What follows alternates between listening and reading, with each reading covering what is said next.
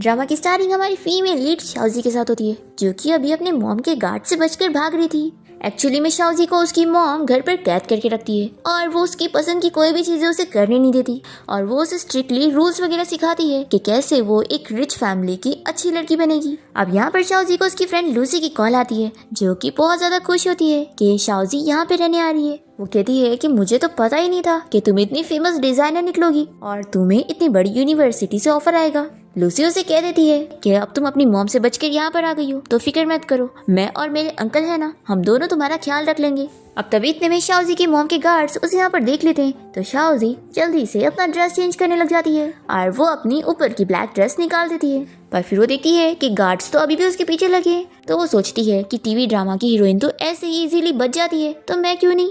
शाओजी उन गार्ड से बचकर भागने लगती है और तभी यहाँ पर वो हमारे इस ड्रामा की मेन लीड फुयन से मिलती है, जो कि यहाँ पर शाओजी को पकड़कर अपने पास करता है और उसे पूछता है कि क्या तुम्हें मेरी हेल्प चाहिए। फिर शाओजी उसे देखते ही पहचान लेती है कि वो उसकी बेस्ट फ्रेंड लूसी का अंकल है। अब यहाँ पर गार्ड्स को आता देख शाओजी इसे कहती है कि प्लीज मेरी हेल्प करो, मैं नहीं चाहती कि मेरे मॉम के गार्ड्स मुझे पकड़ कर लेकर जाए। तो फुयन यहाँ पर शाओजी की हेल्प करने के लिए उसके लिप्स पर थंब रखकर किस करने की एक्टिंग करता है और फिर गार्ड्स यहाँ से जाने लग जाते हैं। वो पूछती है कि क्या वो लोग चले गए, तो कहता है कि नहीं, थोड़ा देर और वेट करो। फिर गार्ड्स को वापस आता देखकर शाओजी तो जल्दी से फुयन को किस करने लग जाती है, पर गार्ड्स तो यहाँ पर शाओजी को पहचान लेते हैं और उसे कह देते हैं कि आपको हमारे साथ चलना होगा।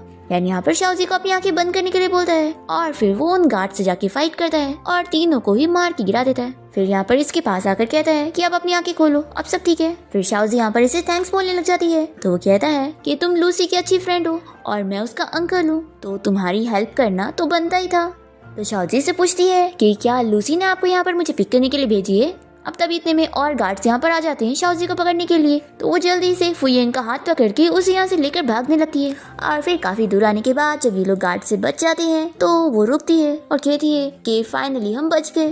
तभी एक कार यहाँ पर आके रुकती है तो शाओजी को लगता है कि वो फिर आ गए, तो वो इसे कहती है कि चलो यहाँ से। तभी येन जल्दी से उसे रोकता है और शाओजी कहती है कि क्या हम भागेंगे नहीं। एक्चुअली में यहाँ पर येन का असिस्टेंट आया होता है और वो उसे कहता है कि बॉस मैं आपको पिक करने आ गया। फिर येन अपने असिस्टेंट को यहाँ पर छोड़कर शाओजी के साथ कार से चला जाता है और फिर वो कार रुकने के बाद शाओजी का सीट बेल्ट निकालने में हेल्प करता है, तो वो उसे मिस्टर येन बोलते हुए थैंक्स करने लगती है। तो येन कहता है कि तुम्हें मुझे मिस्टर नहीं बोलना चाहिए, तो वो उसे अंकल बोलती है। तो येन कहता है कि अभी मेरी शादी नहीं हुई है और मैं इतना भी ज्यादा बड़ा नहीं हूँ, तो तुम मुझे मेरे नाम से बुलाओ। तो शाओजी उसे उसके नाम से बुलाती है। तभी यहाँ पर शाओजी को उसकी मॉम का वॉइस नोट मैसेज आता है, जिसमें वो शाओजी को चिल्लाई होती है कि तुम घर छोड़कर कहाँ भाग गई, अब भी वापस आ जाओ। शाओजी जल्दी से वॉइस नोट को बंद करने की कोशिश करती है, पर यहाँ पर ये सब सुन चुका होता है तो वो उसे सॉरी बोलती है। येन कहता है कि तुम्हें सॉरी बोलने की कोई जरूरत नहीं है, उल्टा अच्छी बात है कि तुम ऐसी फैमिली को छोड़कर आ गई हो। अब तभी येन इसे कैंडी देने लगता है और बताता है कि एक छोटी लड़की ने मुझे बताई थी कि हम जब भी अपसेट फील करें ना तो हमें कैंडी खाना चाहिए। शाओजी तो बहुत ही खुशी खुशी से ले लेती है और कहती है कि ये तो मेरी फेवरेट कैंडी है। तो येन सोचता है कि तुम्हें तो मैं अभी याद नहीं हूँ, लेकिन कोई बात नहीं, हमारे पास अभी बहुत टाइम है। फिर शाओजी से बाय बोलकर कार से निकल के चली जाती है और फिर हम देखते हैं कि येन अपने असिस्टेंट को कॉल करता है और शाओजी की फैमिली को सबक सिखाने के लिए उनके सारे प्रोजेक्ट कैंसिल करने के लिए बोल देता है। फिर इसके बाद हम देखते हैं कि शाओजी की फ्रेंड लूसी उसे अपने साथ बाहर में लेके जाती है और उससे पूछती है कि वैसे तुमने मुझे बताई थी कि एयरपोर्ट पर तुम्हारी मॉम के गार्ड्स तुम्हारे पीछे लगे थे, तो तुम उनसे बची कैसे। शाओजी ये सुनकर शॉक होती है और उसे कहती है कि क्या तुमने मुझे पिक करने के लिए किसी को नहीं भेजी थी। तो ये कहती है कि नहीं। तो फिर शाओजी तो यहाँ पर येन और अपनी किस के बारे में याद करने लग जाती है और लूसी से कहती है कि तुम्हें क्या हुआ, तुम्हारा फेस इतना रेड क्यों हो गया है, तुम मुझे जल्दी बताओ कि तुम्हें किसने बचाया। तो शाओजी कहती है कि काइंड हार्टेड पर्सन ने। तो लूसी कहती है कि मुझे जल्दी से बताओ कि वो कौन है और क्या वो हैंडसम था और तुम दोनों के बीच में बात आगे बढ़ी कि नहीं। शाओजी कहती है कि अरे वो मुझसे 7 साल बड़े हैं। तो लूसी कहती है कि तो क्या हो गया, और वैसे तुम्हें नहीं लगता कि मेरे अंकल भी सेम इतनी एज के। पर हाँ मैं तुम्हें बता दूं कि मेरे अंकल से तो तुम दूर ही रहना, वो अच्छे नहीं है। फिर हम यहाँ पर येन को देखते हैं जो कि अपने फ्रेंड के साथ बाहर में होता है। इसका फ्रेंड हान इसे कहता है कि क्या मैं तेरे लिए भी बहुत सारी ब्यूटीफुल लड़कियों को हायर करूँ, तो येन इसके लिए मना करता है। तो हान कहता है कि तुमने अपने हाथ में बीड्स क्यों लिया हुआ है, तू तो इतना क्रूएल पर्सन है, तो क्या तुझे भी गॉड पर बिलीव है। येन कहता है कि अगर मैं इसे लेकर नहीं घूमता तो फिर तो वो मुझसे डर के भाग जाती। तो हान कहता है कि मैंने सुना था कि तूने उस लड़की को एयरपोर्ट पे से रेस्क्यू किया, तो क्या तुझे उस लड़की के साथ लव एट फर्स्ट साइट हो गया है। तो येन अपने फ्रेंड को बता देता है कि उस दिन वो शाओजी से ऐसे ही नहीं मिला था, बल्कि ये सारी उसकी प्लानिंग थी। अब तभी यहाँ पर एक लड़का आकर इन लोगों को बताने लगता है कि मैंने एक बहुत ही ब्यूटीफुल लड़की को देखा और उसके साथ खेलने में तो बहुत मजा आएगा। मैंने उस लड़की का नाम पता किया, उसका नाम शाओजी है और अभी वो एक कॉलेज स्टूडेंट है। शाओजी का नाम सुनते ही येन को बहुत ही गुस्सा आती है और वो इसे चाकू से मारता है और कहता है कि तुम्हारी हिम्मत कैसे हुई मेरी वुमेन के बारे में ऐसा बोलने की। फिर शाओजी की फ्रेंड लूसी यहाँ पर उसे डांस करने के लिए पूछती है तो वो मना कर देती है। तो लूसी कहती है ठीक है फिर तुम यहाँ पर अपना बैठो, मैं डांस करके आती हूँ। अब तभी शाओजी के पास एक मैन आ जाता है और कहता है कि तुम मुझे बहुत पसंद आई हो, तो क्या तुम मेरे साथ ड्रिंक करना चाहोगी। तो शाओजी उसे तुरंत ही मना करती है कि मेरा बॉयफ्रेंड अभी यहाँ पर आने वाला है। तो कहता है कि कोई बात नहीं, तुम फिर भी मेरे साथ एंजॉय कर सकती हो। शाओजी से दूर करने की कोशिश करती है तो बहुत ही गुस्सा हो जाता है कि तुम्हारी हिम्मत कैसी है मुझे पुश करने की। अब तभी यहाँ पर फुयन पहुंच जाता है और शाओजी को गिरने से बचा लेता है और कहता है कि सॉरी मैं लेट हो गया। और फिर वो यहाँ पर इस मैन को बताता है कि मैं ही इस लड़की का बॉयफ्रेंड हूँ। तो ये आदमी कहता है कि अच्छा तो ये तुम्हारा बॉयफ्रेंड है, ये तो कितना एवरेज है। तो शाओजी येन का हाथ पकड़ के उसे कहती है कि तुम एवरेज किसे कह रहे हो, एवरेज तुम हो। तो ये बंदा यहाँ पर शाओजी के ऊपर बहुत ही गुस्सा होने लगता है। तो येन इसकी उंगली मोड़ देता है। फिर ये बंदा तो तुरंत ही डर की मारे यहाँ से भाग जाता है और शाओजी येन को थैंक्स बोल रही होती है। तो वो कहता है कि अपनी गर्लफ्रेंड को प्रोटेक्ट करना तो एक बॉयफ्रेंड की ड्यूटी होती है ना। तो शाओजी जल्दी से उसका हाथ छोड़ती है और कहती है कि सॉरी मैंने बस जल्दी में तुम्हारा नाम यूज कर ली थी। तो येन इसका फेस पकड़ के कहता है कि तुम कितनी बुरी हो जो किसी को भी ऐसे यूज कर लेती हो। शाओजी कहती है कि आप मेरे साथ ऐसा मजाक मत करो। फिर येन इसे कहता है कि ऐसी जगह पे तुम्हें अकेले नहीं आना चाहिए, नहीं तो तुम्हारे लिए सेफ नहीं रहेगा। तो वो बताने लगती है कि मैं तो यहाँ पर लूसी के साथ आई हूँ। पर तभी इतने में वो दिखती है कि लूसी तो यहाँ पर से दिख ही नहीं रही। तो ये कहता है कि उसे मैं बाद में भेज दूंगा, जब तक तुम मेरे साथ चलो मैं तुम्हें घर छोड़ देता हूँ। फिर वो इसे कार में लाके बैठाता है और कहता है कि तुम मेरा वेट करो, मेरा कुछ काम रह गया है वो मैं करके आता हूँ। फिर हम देखते हैं कि येन के गार्ड्स ने यहाँ पर उस आदमी को पकड़ के रखे होते हैं और येन यहाँ पर आकर इससे कहता है कि तुमने अपने इन्हीं हाथों से मेरी वुमेन को टच किया ना। और वो इसके हाथ पे अपना पैर रखता है तो ये सॉरी कहने लगता है कि मिस्टर येन मुझे नहीं पता था आपके बारे में। येन यहाँ पर इसके ऊपर गुस्सा करता है कि तुम्हारी हिम्मत भी कैसे हुई थी मेरी स्वीट हार्ट को टच करने की। वो अपने सिगरेट से उसका हाथ जला देता है और फिर अपने गार्ड से कह देता है उसे निपटने के लिए। फिर जब वो बाहर आता है तो उसका गार्ड बताता है कि शाओजी अंदर कार में सो रही है। फिर ये कार में आकर शाओजी को सोते हुए देखकर उसे कहने लगता है कि मैंने तुम्हारे लिए उन बुरे लोगों को सबक सिखाया, तो क्या तुम मुझे कोई रिवॉर्ड नहीं दोगी। फिर यहाँ पर येन जल्दी से अपने आप को उसे किस करने से रोक लेता है और सोचता है कि जब वो होश में नहीं है तो मुझे उसके साथ ऐसा कुछ नहीं करना चाहिए। फिर ये बस इसके फोरहेड पर किस करके बैठ जाता है। फिर शाओजी की जब नींद खुलती है तो वो बहुत ज्यादा शॉक हो जाती है कि वो येन के पैर पर सर रखकर कैसे सोच सकती है। अब तभी यहाँ पे कार का ब्रेक लगता है तो यहाँ पर वो गिरने वाली होती है और गलती से उसका हाथ यहाँ पर येन के चेस्ट पर चला जाता है। फिर वो उसे टच करने लग जाती है और जल्दी से अपना हाथ हटाती है और कहती है कि सॉरी मेरी वजह से अगर तुम्हें लग गया हो तो मैं रब कर देती हूँ। पर फिर उसे कहती है कि नहीं मेरा ऐसा मतलब नहीं था। तभी येन उसका हाथ लेकर कहता है कि मुझे सच में पेन फील हो रहा है, तुम चाहो तो रब कर दो। पर शाओजी तो इतनी ज्यादा शाय हो जाती है कि अपना हाथ ले लेती है और ये कहता है कि ठीक है अब मैं तुम्हें और टीज नहीं करूंगा। एक्चुअली मुझे ना तुम्हारी एक हेल्प चाहिए थी, नेक्स्ट टाइम मुझे एक चैरिटी डिनर पार्टी में जाना है और मैं चाहता हूँ कि तुम मेरे लिए एक सूट बना दो। शाओजी कहती है कि अभी तो मैं इतनी टैलेंटेड नहीं हूँ और मैंने कभी सूट डिजाइन नहीं करी। तो येन कहता है कि मुझे तुम पर पूरा बिलीव है, तुम कर लोगी। तो ये कहती है कि ठीक है मैं ट्राई करूंगी। येन कहता है कि अब मैं तुम्हारा पहला मेल मॉडल हूँ तो तुम मेरे साथ जो चाहे वो करना। फिर शाओजी घर आने के बाद डिजाइन कर रही होती है और तभी वो येन की बातें याद करने लग जाती है और सोचती है कि मैं क्या सोच रही हूँ। फिर यहाँ पर वो अपना डिजाइन रेडी करने के बाद इसका फोटो येन को सेंड कर देती है और उसे कहती है कि अगर इसमें कोई प्रॉब्लम हो तो तुम मुझे बता सकते हो, मैं चेंज कर दूंगी। तो येन उसे वॉइस नोट भेजता है कि लगता है तुम्हें एप्स बनाने के लिए भी रेफरेंस चाहिए। शाओजी देखती है कि आखिर ये मैंने क्या सेंड कर दी। फिर गलती से उससे वीडियो कॉल लग जाता है तो वो जल्दी से फोन छिपाने लगती है और येन कहता है कि क्या हुआ, तुम इतनी जल्दी में थी कि तुमने वीडियो कॉल भी कर दी। वो कहता है कि ठीक है ये लो, मैं तुम्हारे डिजाइन में हेल्प कर देता हूँ और वो उसे अपनी बॉडी दिखाने लगता है। शाओजी पहले तो अपनी आंखें बंद कर रही होती है पर फिर वो उसे देख लेती है और वो कहता है कि तुम स्क्रीनशॉट ले लो। फिर वो कहने लगती है कि आप मेरी एक्सप्लेनेशन सुन लो, मैं रेफरेंस के लिए नहीं मांग रही थी।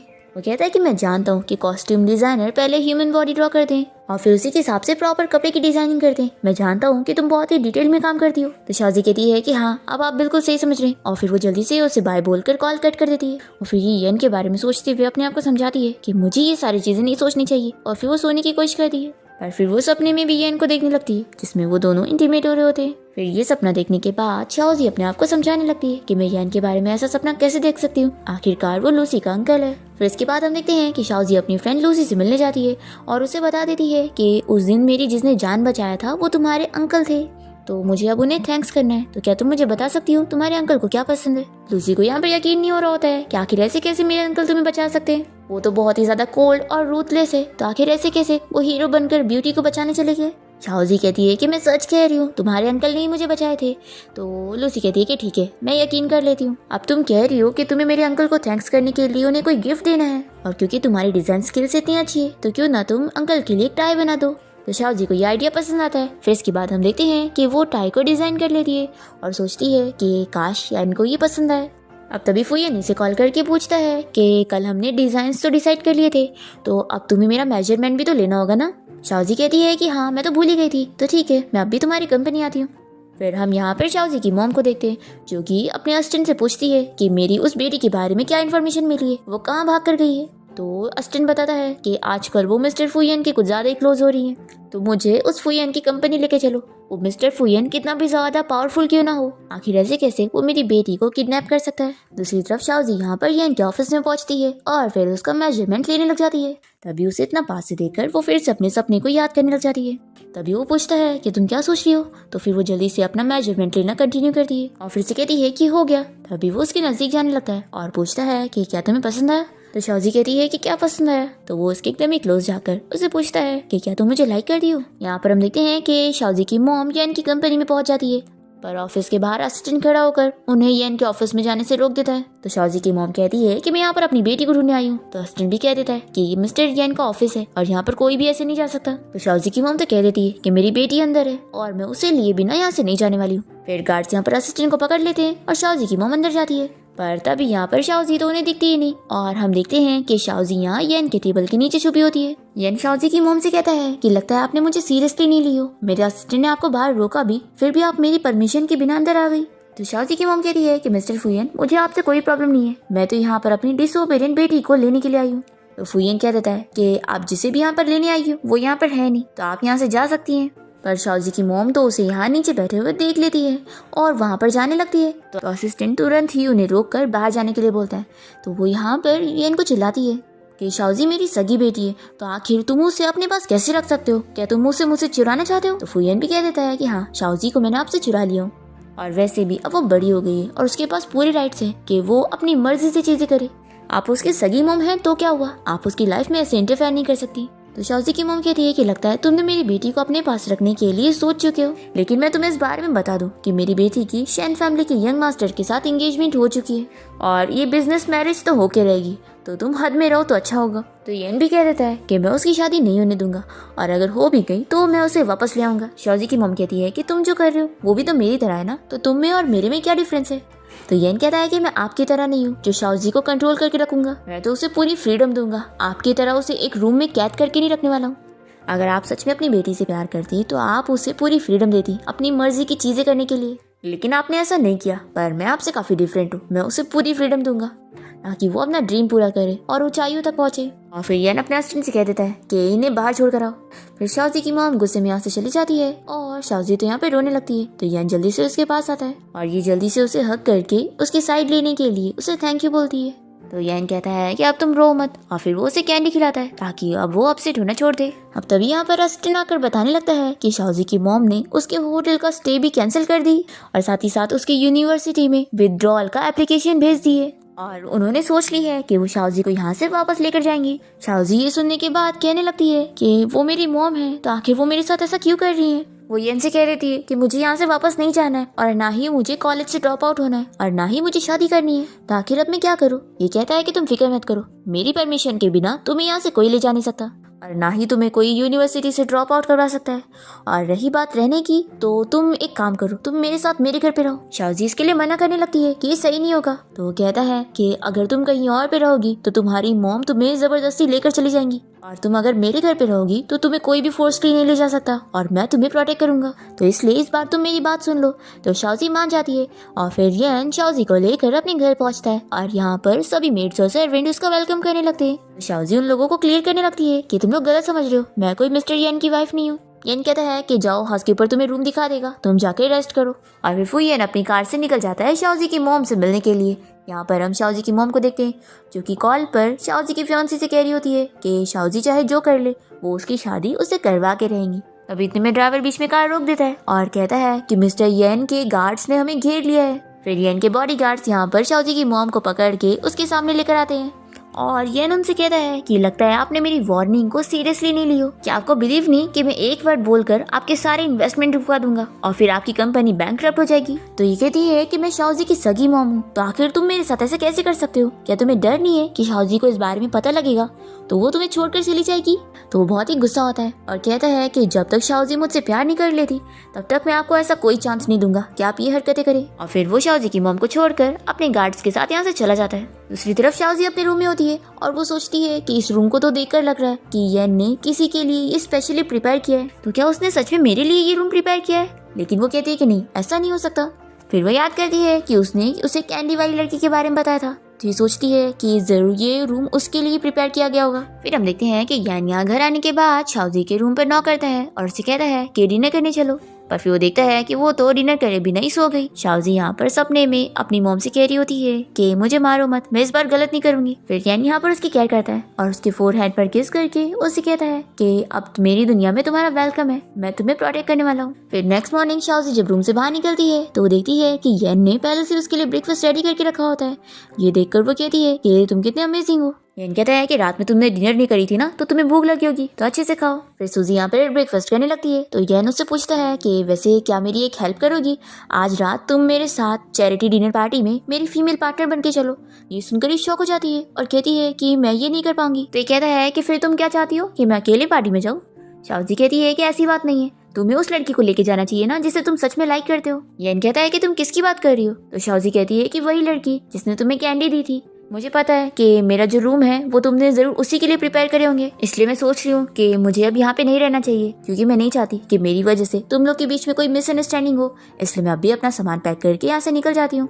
तो ये नीचे रोकर कहता है कि मेरी कोई स्वीट हार्ट नहीं है और तुमने सब गलत समझ लियो। एक्चुअली तुम भूल गई होंगी, लेकिन मैं कुछ नहीं भूला हूँ। फिर वो उसे बताने लगता है और हमें फ्लैशबैक में दिखाते हैं 10 साल पहले येन जब अपने हाई स्कूल में था तो उसे सभी कोई बुली किया करते थे, क्योंकि वो अपनी फैमिली का नाजायज बेटा था। यहाँ पर सभी लड़के जब उसे मारकर चले जाते हैं तो एक छोटी लड़की उसके पास आती है, जो कि कोई और नहीं शाओजी होती है, और वो इसे कैंडी देते हुए कहती है कि कैंडी खाने से वो हैप्पी फील करेगा और सारी अपसेट करने वाली चीजों को भूल जाएगा। फ्लैशबैक यहाँ पर खत्म होता है और येन शाओजी को कैंडी दिखाते हुए बताता है कि ये कैंडी तुमने मुझे दी थी और तुम मेरी लाइफ में एक सनलाइट की तरह आई थी।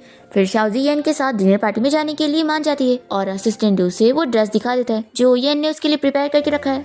फिर यहाँ पर जब वो ड्रेस पहन लेती है तो वो अपनी जिप नहीं बंद कर पा रही होती है। इतने में यहाँ पर येन आ जाता है और कहता है कि हिलो मत, मैं तुम्हारी हेल्प करता हूँ। और फिर वो अपने मुंह से उसके जिप बंद करने में हेल्प करता है और उसे कहता है कि अब हो गया।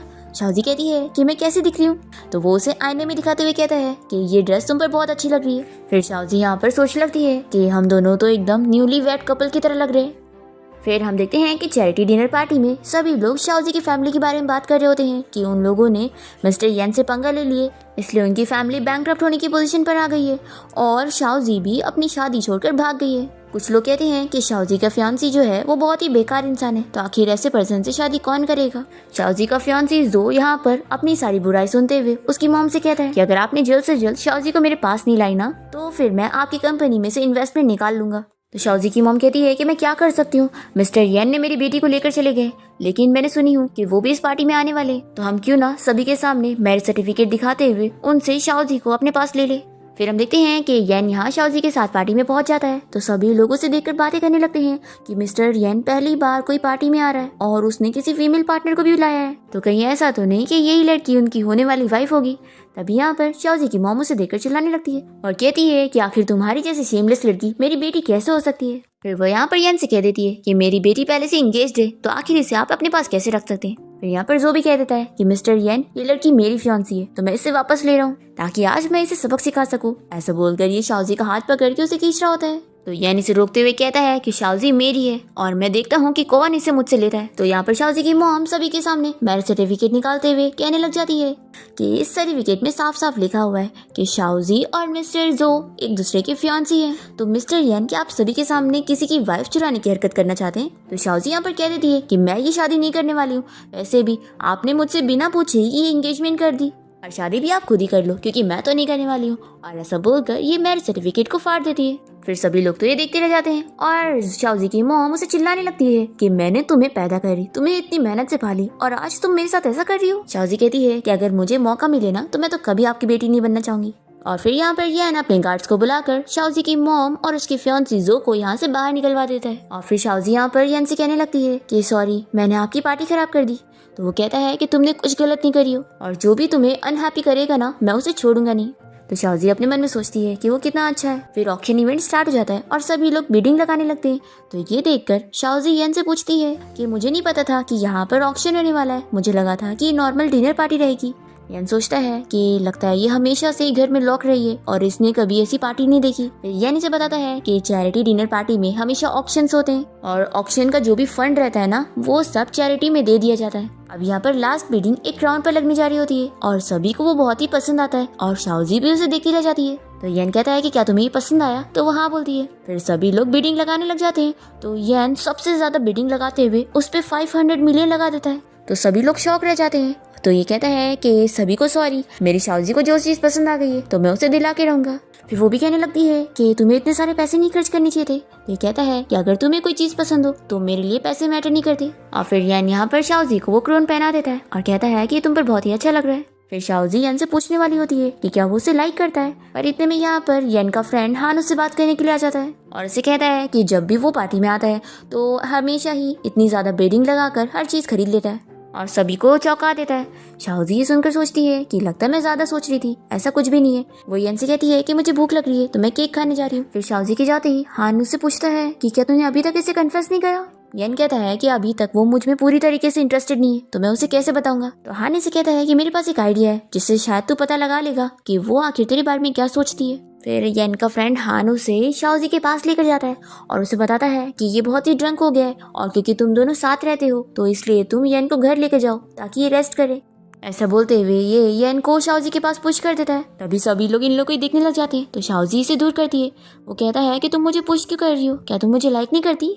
फिर शाओजी और येन घर आ जाते हैं और शाओजी येन को उसके रूम में लेकर आ जाती है। तभी यहाँ पर वो उसे सेड्यूस करते हुए फिर से पूछने लगता है कि क्या वो उसे सच में लाइक नहीं करती है। पर तभी इतने में यहाँ रूम में शाओजी की फ्रेंड लूसी आ जाती है और इन दोनों को देख लेती है। तो शाओजी जल्दी से रूम से बाहर भाग जाती है। फिर येन यहाँ पर लूसी से पूछता है कि तुम बिना परमिशन के अंदर क्यों आ गई।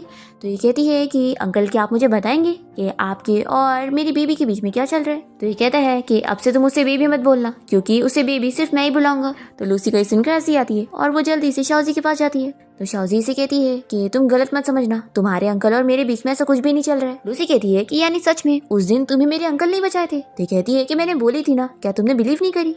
और तुम कुछ भी मत सोचो, मैं जानती हूँ कि तुम्हारे अंकल और मेरे बीच में ऐसा कुछ नहीं हो सकता। तो लूसी कहती है कि आखिर क्यों नहीं हो सकता, मेरी कोल्ड हार्ट अंकल को तुम जैसी बुद्धू लड़की पसंद आ गई, ये कितना एक्साइटिंग है। सूजी ये सुनकर शॉक हो रही होती है कि आखिर लूसी को इतना खुशी क्यों मिल रही है। लूसी कहती है कि मैं तुम्हें बताती हूँ, मेरे अंकल तो हमेशा हर किसी के साथ इतना कोल्ड बिहेव करते हैं, लेकिन अभी जैसे वो तुम्हें देख रहे थे ना, उस एक्सप्रेशन को देखकर मुझे पता लग गया है कि वो तुम में जरूर इंटरेस्टेड है, इसलिए तुम डरो मत, मुझे पूरा यकीन है कि तुम मेरे अंकल का दिल जरूर जीत लोगी। शाओजी कहती है कि मुझे भी लगा था कि यान मुझे लाइक करता है, लेकिन मैं शक में थी कि कहीं मैं कुछ मिसअंडरस्टैंड ना कर रही हूँ। फिर लूसी यहाँ पर शाओजी से पूछती है कि तुम मेरे अंकल को जो टाई देने वाली थी, क्या तुमने उन्हें गिफ्ट करी। तो शाओजी कहती है कि अरे हाँ, मैं तो वो देना ही भूल गई। फिर नेक्स्ट हम देखते हैं कि यान शाओजी को कॉलेज छोड़ने के लिए जा रहा होता है। तभी वो सोच रही होती है कि लूसी ने इसे बोली है कि अगर तुम जानना चाहती हो कि मेरे अंकल तुम्हें लाइक करते हैं नहीं, तो तुम जब ये टाई देना तो उनका रिएक्शन देखना। पर यहाँ पर शाओजी तो इतनी ज्यादा शाय फील कर रही होती है कि जल्दी से इसे टाई देखकर अपनी यूनिवर्सिटी के लिए भाग जाती है। फिर येन भी समझ जाता है कि फाइनली शाओजी अब उसे लाइक करने लग गई है। अब शाओजी तो अपनी क्लास के लिए लेट पहुंची होती है, पर फिर भी प्रोफेसर उसे अंदर बैठने के लिए देते थे। तो कुछ लड़कियां यहाँ पर बातें करने लगती है कि आखिर शाओजी को लेट आने पर भी कैसे बैठने मिल सकता है। फिर क्लास खत्म होने के बाद प्रोफेसर सभी को बताते हैं कि एक डिजाइन कॉम्पिटिशन होने वाला है और उनकी यूनिवर्सिटी से शाओजी उन्हें रिप्रेजेंट करने वाली है। ये सुनते के साथ ही सभी लोग कहने लग जाते हैं कि आखिर शाओजी को इस डिजाइन कंपटीशन में पार्टिसिपेट करने का मौका क्यों मिल रहा है, क्योंकि वो तो एक नई स्टूडेंट है ना, और ये मौका तो सुमी को मिलना चाहिए। तो प्रोफेसर यहाँ पर शाओजी की तारीफ करते हुए बताते हैं कि उसकी डिजाइन बहुत ही ज्यादा अच्छी है और उसे मिस्टर फुयेन ने रिकमेंड करके इस यूनिवर्सिटी में भेजे थे। इसलिए हम सभी प्रोफेसर ने मिलकर ये डिसीजन लिए हैं कि सुमी से ज्यादा अच्छी डिजाइन शाओजी की है, इसलिए वही इस डिजाइन कंपटीशन में पार्टिसिपेट करेगी। अब यहाँ पर शाओजी को पता लगता है कि फुयेन की हेल्प की वजह से ही वो यहाँ इस यूनिवर्सिटी में पढ़ पा रही है। अब तभी सुमी को यहाँ पर शाओजी पर बहुत गुस्सा आती है कि आखिर उसे कंपटीशन में पार्टिसिपेट करने का मौका मिल रहा है। तो वो यहाँ पर सभी से कहने लग जाती है कि जरूर इस लड़की ने मिस्टर येन को फंसा ली होगी और ये ऐसे टाइप की लड़की लगती है जो पैसों के लिए ओल्ड मैन को फंसाती होगी। लूसी ये सुनते के साथ ही इसे चिल्लाती है कि आखिर तुम मेरे अंकल और मेरी बेस्ट फ्रेंड के बारे में ऐसे कैसे कह सकती हो। तो सुमी कहती है कि यही सच है और देखना, मैं ऑनलाइन इस बारे में पोस्ट करूंगी ना तो सभी तुम्हारे बारे में ही बात करेंगे। और अगर तुम ना चाहती हो कि मैं ऐसा करूँ तो तुम मेरे साथ कंपटीशन करो और अपने आप को प्रूव करके दिखाओ कि तुम सच में मेरे से ज्यादा अच्छी हो डिजाइन में। लूसी यहाँ पर शाओजी से कहती है कि तुम इसे इग्नोर करो, मेरे अंकल सब संभाल लेंगे।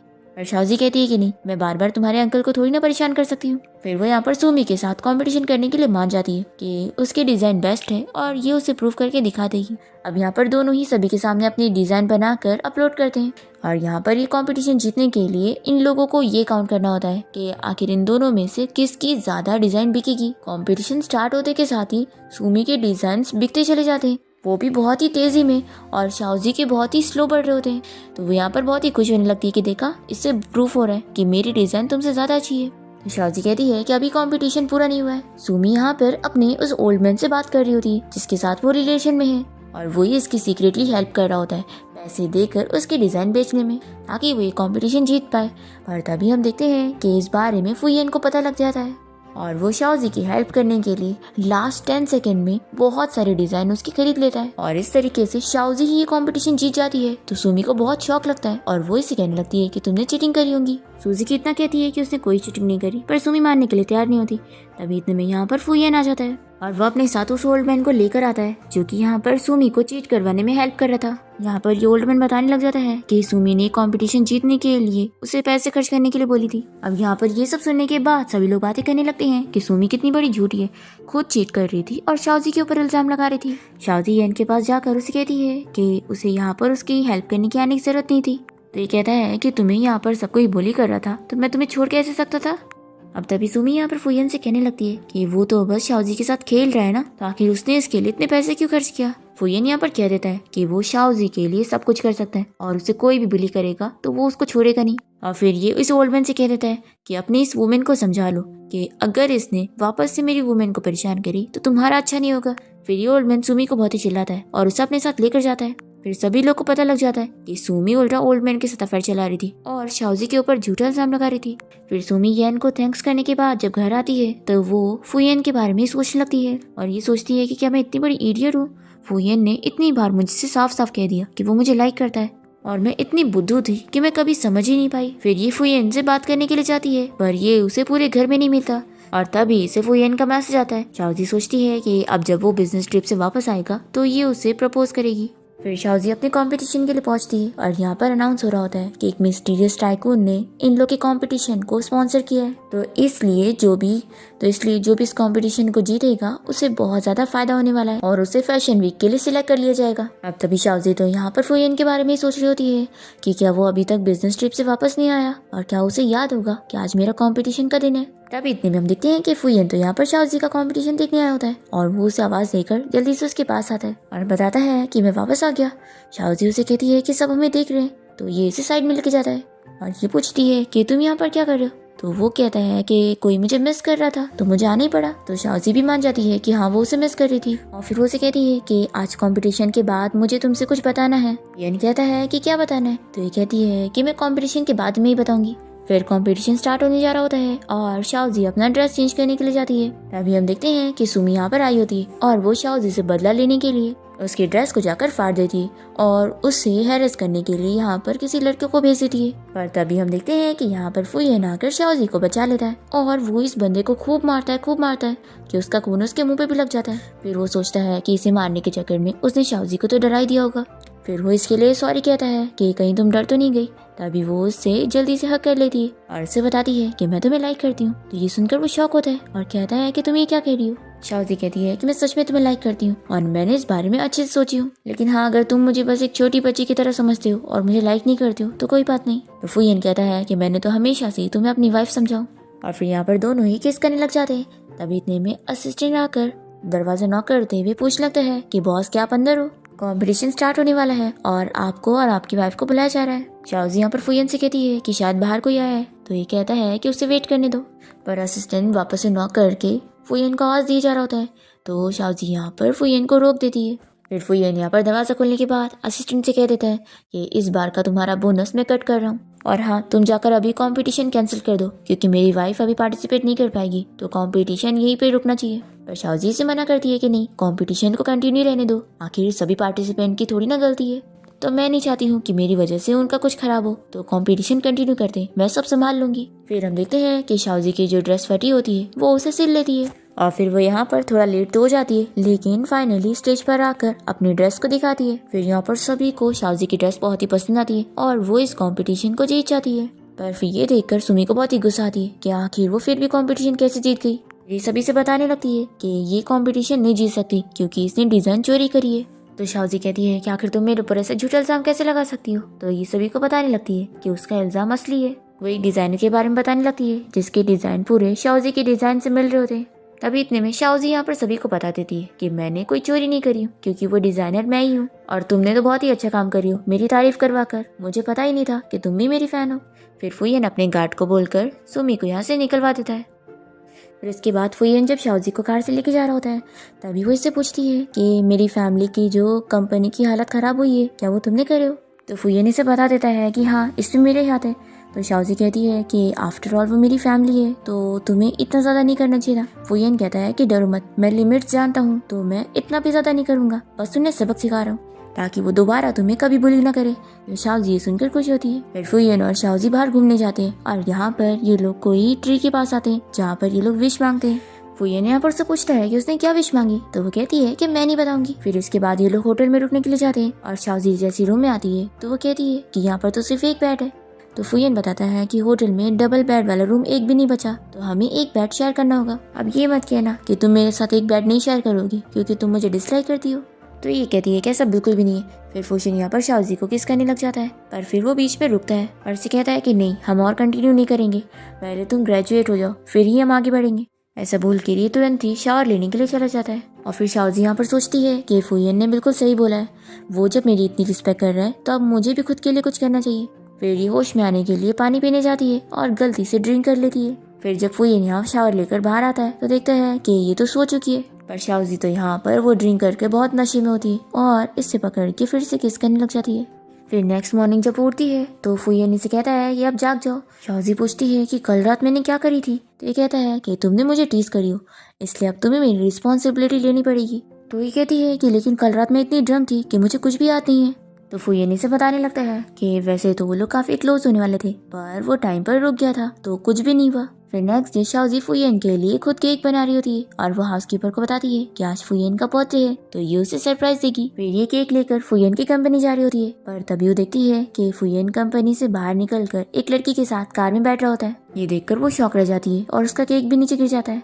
इतने में यहाँ पर उसकी मॉम आकर कहने लगती है कि तुम्हें क्या लगा था कि फुयन जैसा अमीर बंदा तुम्हें रियल में लाइक करता होगा, वो तो बस तुम्हारे साथ खेल रहा था और देखो वो किसी और के साथ रिलेशन में और पता नहीं और उसकी लाइफ में कितनी सारी होंगी और तुम्हें क्या लगा था कि वो तुमसे सच्चा प्यार करता है। उसके जैसा बिजनेसमैन तुम जैसी लड़की से थोड़ी ना शादी करेगा जो तुम सपने देख रही होंगी। तो शाओजी यहाँ पर कह देती है कि वो ऐसे टाइप का बिल्कुल नहीं है जैसा आप कह रही है। तो इसकी मॉम कहती है कि उसने तो तुम्हें ये भी नहीं बताया कि उसका बर्थडे आज थोड़ी ना है।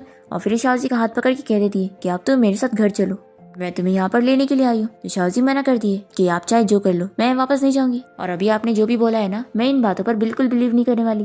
तभी इसकी मॉम इसकी रिपोर्ट इसे फेंक कर देती है और कहने लगती है कि तुम जैसी लड़की जो कि मेंटली बीमार है, सोचो अगर इस बारे में फुयन को पता लग गया तो क्या तुम्हें लगता है वो तुम्हें एक्सेप्ट करने वाला है? बिल्कुल भी नहीं, फिर तो वो तुम्हें जल्दी से छोड़ देगा। तो शाओजी यहाँ पे रोने लग जाती है और वो जोर जोर से कहती है कि क्या आप सच में मेरी मॉम है जो मेरी बीमारी के बारे में सभी को बताना चाहती है। तो इसकी मम्मी से बताती है कि तुम इतना तो जानती होगी ना कि फुयन अपनी फैमिली का नाजायज बेटा है और जब तुम्हारी बीमारी के बारे में सभी को पता लगेगा तो उसकी कंपनी की पोजीशन चली जाएगी और सभी शेयर होल्डर उसे सीईओ की पोजीशन से हटा देंगे तो उसके पास कुछ भी नहीं होगा और सिर्फ तुम्हारी वजह से वो अपना सब कुछ खो देगा और तुम यही चाहती हो तो अब मैं यही करने वाली हूँ। ऐसा बोलकर इसकी मॉम चली जाती है। फिर शाओजी तो घर आने के बाद इस बारे में सोच लेती है कि उसे छोड़कर जाना ही सही रहेगा। फिर शाओजी यहाँ पर फुयन के लिए ब्रेकअप का नोट छोड़कर जाती है और जब फुयन यहाँ घर पहुँचता है तो वो ये चीज देखकर बहुत ही शॉक होता है कि आखिर वो ऐसे कैसे चली गई। फिर ये उसके बारे में पता करने लग जाता है और हम देखते हैं कि शाओजी यहाँ पर एयरपोर्ट आई होती है पर तभी यहाँ पर सारी फ्लाइट कैंसिल कर दी जाती है और फुयन शाओजी से मिलने आया होता है। वो इसे कहता है कि क्या मैंने तुम्हारा ध्यान अच्छे से नहीं रखा, मैंने तुम्हारा ख्याल नहीं किया जो तुम मुझे छोड़कर जा रही हो।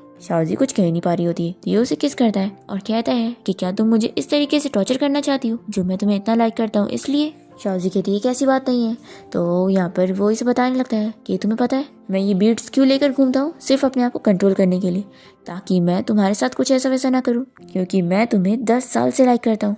तो ऐसे कैसे तुम मुझे छोड़कर जा सकती हो, मैं तुम्हें अपने से दूर जाने नहीं दूंगा। ऐसा बोलकर ये उसे उठा के घर लेके जाता है और वो घर आने के बाद उसका हाथ बांध देता है और कहता है कि अब मैं तुम्हें यहाँ से कहीं नहीं जाने दूंगा। शाओजी से बताती है कि मैंने झूठ बोली थी कि मैं तुम्हें लाइक नहीं करती। शाओजी से बता देती है कि मेरी मॉम मुझे धमकी देकर गई थी कि अगर मैं उनकी बात नहीं सुनूंगी तो वो तुम्हें बर्बाद कर देंगी और तुम अपना सब कुछ खो दोगे। शाओजी से बताती है कि उसकी मॉम की वजह से जब वो छोटी थी तभी वो डिप्रेशन की वजह से जूझ रही थी और उसे इतना ज्यादा डिप्रेशन था कि वो मेंटली बहुत ही बीमार थी। तो उसकी मॉम जब वो छोटी थी तभी उससे बहुत ही गुस्सा हो गई थी कि उसकी बीमारी के बारे में अगर किसी को भी पता लगेगा तो उनकी फैमिली की बेइज्जती होगी।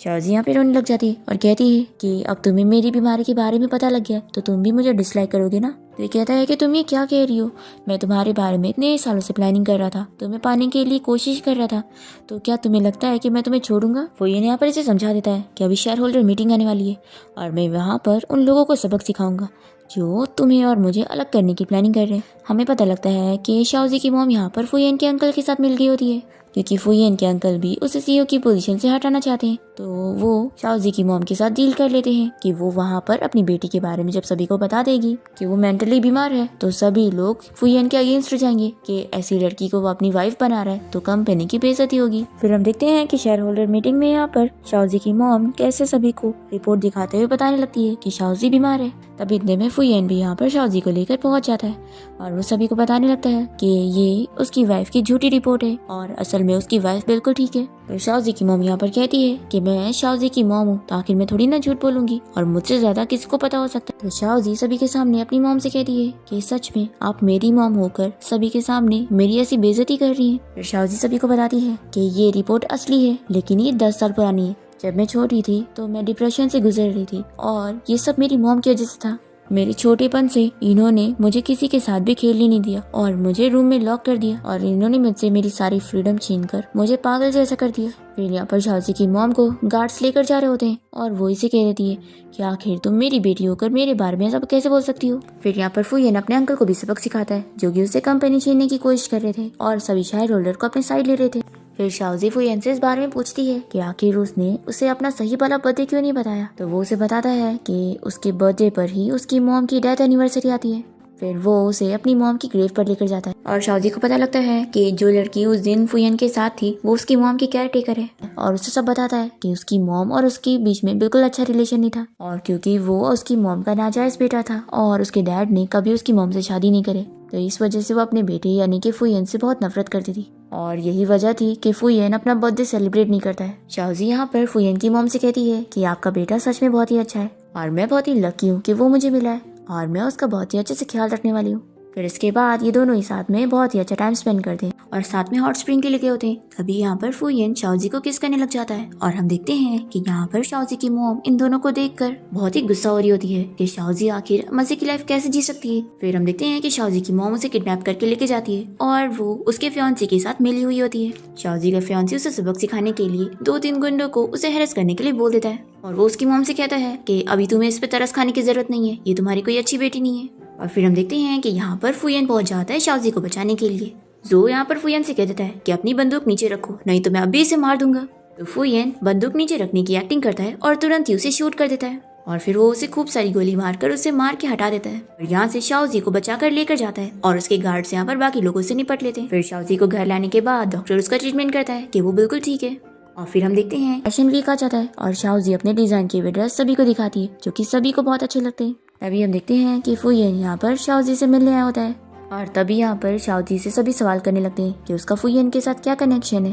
तो वो खुद स्टेज पर आ जाता है सवाल का जवाब देने के लिए और बताता है कि शाओजी उसकी फियांसी है और उसकी होने वाली वाइफ है और वो रिपोर्टर से कह देता है कि उसकी लाइफ की सारी खुशियाँ शाओजी से उसे मिली है। फिर शाओजी भी बचपन की बातें याद करती है कि फुयेन अपने आप को ब्लेम कर रहा होता है कि कोई भी उसे लाइक नहीं करता क्योंकि वो सच में इस लायक का ही नहीं है। तो यहाँ पर ये छोटी वाली शाओजी उसे कहती है कि ऐसा बिल्कुल भी नहीं है, आप बहुत अच्छी हो और देखो मैं भी आपको लाइक करती हूँ, इसलिए आप अपने आप पर गिव अप मत करो और मुझे पूरा यकीन है कि आप अपनी लाइफ में जरूर कुछ अच्छा करोगे। यहाँ पर फुयन शाओजी से बताता है कि उसे तो उससे 10 साल पहले ही लव एट फर्स्ट साइट हो गया था और अब वो 10 साल बाद प्लानिंग के साथ उसकी लाइफ में आया है उसे अपना बनाने के लिए। और फिर वो यहाँ से शाओजी को उठा के लेके जाने लगता है और कहता है कि मैं इंटरव्यू यहीं पे एंड कर रहा हूँ। फिर घर आने के बाद फुयन शाओजी को सरप्राइज देता है कि तुम खुद का डिजाइन स्टूडियो खोलना चाहती थी ना, तो ये लो। फिर हम देखते हैं कि शाओजी का काम बहुत ही अच्छा चल रहा होता है। तभी यहाँ पर फुयन उससे मिलने आता है और वो देखता है कि शाओजी के सभी स्टूडेंट में से एक लड़का भी होता है और ये यहाँ पर शाओजी को फ्लावर दे रहा होता है। जब फुयन ये सब देख लेता है तो वो जेलस हो जाता है।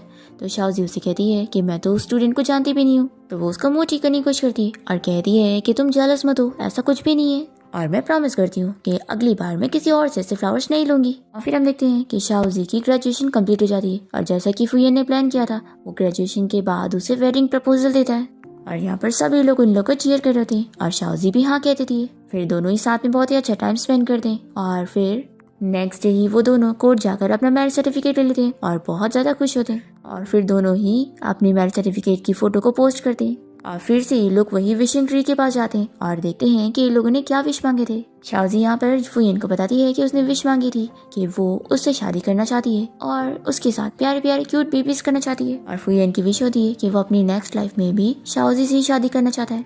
फिर दोनों यहाँ पर किस करने लगते हैं और फुयन सोच रहा होता है कि वो उसकी लाइफ की सबसे बड़ी ब्लेसिंग है और इसी के साथ इस ड्रामा की हैप्पी एंडिंग हो जाती है।